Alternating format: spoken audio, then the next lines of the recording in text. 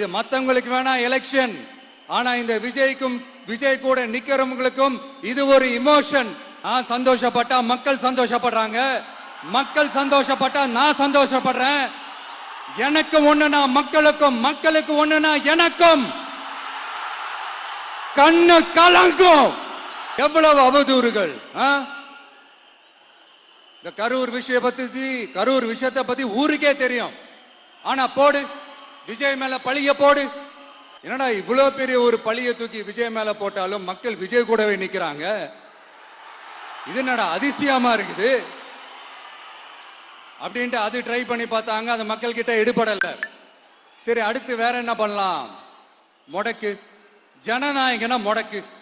படத்தை முடக்குனா கொஞ்சம் பையன் கொஞ்சம் டிஸ்டர்ப் ஆயிடுவான். அதனால படத்தை முடக்கு. இது யாரு முடக்குனாங்கன்றது உங்களுக்கே தெரியும். அது நான் சொல்ல வேண்டிய அவசியம் உங்களுக்கு இல்லை.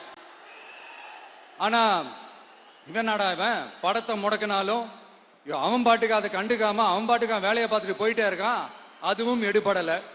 சரி, அடுத்து வேற என்ன பண்ணலாம்?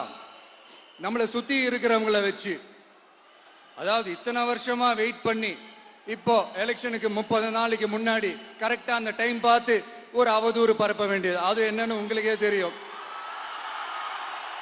அதுவும் மக்கள் கிட்ட எடுபடல.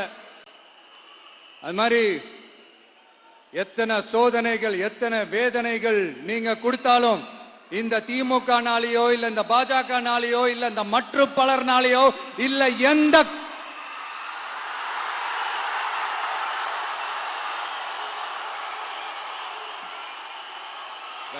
வேற யாராலையும் என்ன மக்கள் கிட்ட இருந்து பிரிக்க முடியாதுன்னு சொல்ல வந்தேன். அதை தான் சொல்ல வந்தேன்.